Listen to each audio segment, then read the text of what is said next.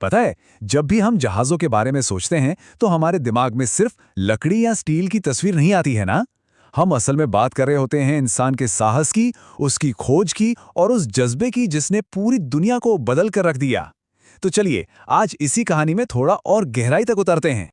समुद्र, ये हमेशा से इंसान का सबसे पुराना डर रहा है, लेकिन यही समुद्र उसका सबसे बड़ा टीचर भी बना। आज हम 10,000 साल की एक ऐसी यात्रा पर निकलने वाले हैं जो दिखाएगी कि कैसे समुद्र पर जीत हासिल करने ने हमारी दुनिया को हमेशा के लिए बदल दिया। तो हमारी कहानी की शुरुआत होती है एक बहुत ही सीधे साधे, लेकिन कह सकते हैं एक क्रांतिकारी सपने से। पानी पर तैरने का सपना। ये वो पहला कदम था जिसने आगे चलकर सब कुछ बदल दिया। और वो सपना सच कैसे हुआ? डग आउट कैनो के रूप में। जरा सोचिए, हमारे पूर्वजों ने एक विशाल पेड़ के तने को देखा होगा और उन्हें उसमें सिर्फ लकड़ी नहीं बल्कि एक मौका दिखा होगा।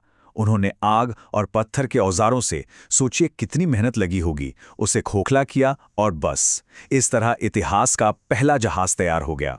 जरा उस पल को महसूस करने की कोशिश कीजिए जब उन लोगों ने पहली बार अपनी नाव को नदी में उतारा होगा। वो सिर्फ एक सफर नहीं था, नहीं, वो तो असल में इंसान के साहस का पहला कदम था, डर पर जीत हासिल करने का एक सबूत। तो चलिए अब कहानी में एक लंबी छलांग लगाते हैं, हजारों साल आगे, एक ऐसे दौर में जहां सभ्यताओं ने सिर्फ तैरना नहीं सीखा बल्कि हवा और इंसानी ताकत का इस्तेमाल करके समुद्र पर अपने साम्राज्य खड़े कर दिए। ये सब शुरू हुआ प्राचीन मिस्र में, नील नदी के किनारे। यहां इंसान ने एक कमाल की चीज सीखी, हवा को दुश्मन नहीं बल्कि अपना साथी बनाना। और ये हुआ पाल यानी सेल के आविष्कार से। ये एक गेम चेंजर था सच में। पहली बार जहाज सिर्फ धारा के साथ बहने को मजबूर नहीं थे, अब वो हवा की मदद से धारा के खिलाफ भी जा सकते थे। और फिर कहानी में एंट्री होती है यूनानियों और रोमन्स की। इन्होंने इंसानी ताकत को एक अलग ही लेवल पर ऑर्गेनाइज किया। इन्होंने ट्राइरिम जैसे जहाज बनाए। सोचिए, 3-3 लेवल पर सैकड़ों नाविक एक साथ एक ताल में चप्पू चला रहे हैं। ये सिर्फ नावें नहीं थीं, ये तो व्यापार और जंग की चलती फिरती मशीनें थीं, उनके साम्राज्यों की रीढ़ की हड्डी। ठीक है, तो इन जहाज़ों ने नदियों और किनारों के पास वाले समुद्रों पर तो कब्जा कर लिया था, लेकिन उन विशाल खुले महासागरों का क्या, जिनके पार क्या है कोई नहीं जानता था। वो एक बड़ी चुनौती थी, है ना?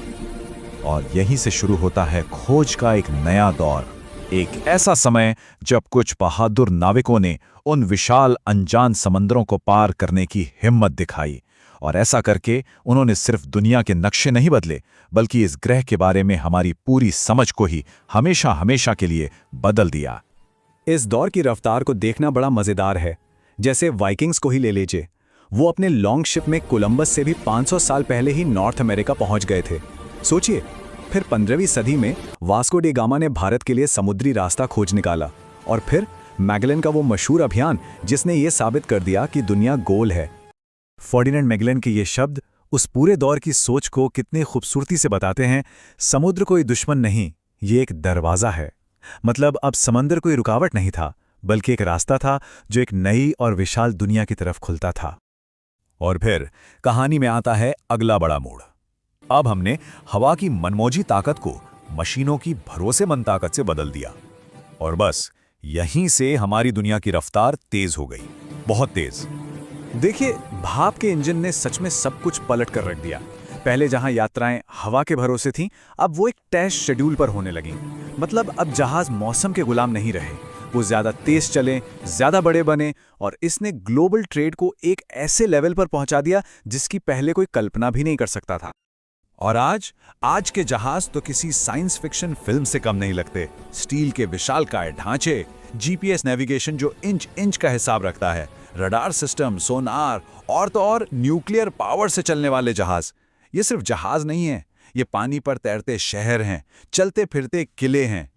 तो इस पूरी 10,000 साल की कहानी का आज हमारी जिंदगी में क्या मतलब है? इसका असर असल में हमारी रोजमर्रा की जिंदगी पर बहुत गहरा है, शायद जितना हम सोचते हैं उससे भी कहीं ज्यादा। ये नंबर देखिए जरा, 90%। आज दुनिया का 90% सामान जो भी हम इस्तेमाल करते हैं वो सब समुद्र के रास्ते ही हम तक पहुंचता है। हमारा फ़ोन, हमारे कपड़े, हमारी गाड़ियाँ, सब कुछ। ये सब उसी एक विरासत का नतीजा है जिसकी शुरुआत उस पहली डगआउट कैनों से हुई थी। और आखिर में यह हमें एक बहुत ही गहरे ख्याल पर लाके छोड़ता है। ये 10,000 साल की यात्रा सिर्फ जहाज़ों की कहानी नहीं है। ये कहानी है इंसान की, जिसने अपने सबसे बड़े डर का सामना किया और उसे अपनी सबसे बड़ी ताकत बना लिया। और शायद ये हमें यही सिखाता है कि अगर इंसान समुद्र जैसे डर को जीत सकता है, तो वो जिंदगी के किसी भी तूफान का सामना कर सकता है।